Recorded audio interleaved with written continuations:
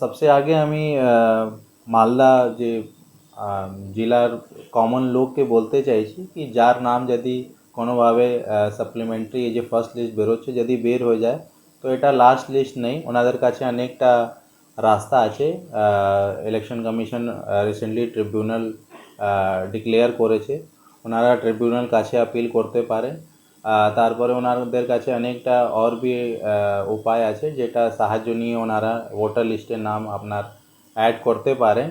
আমি কমন লোককে রিকোয়েস্ট করব কি আপনারা সচেতন হন, কোনোভাবে ভায়োলেন্স দিকে যাবেন না, আপনারা আইনের পদক্ষেপ নিয়ে কাজ করবেন।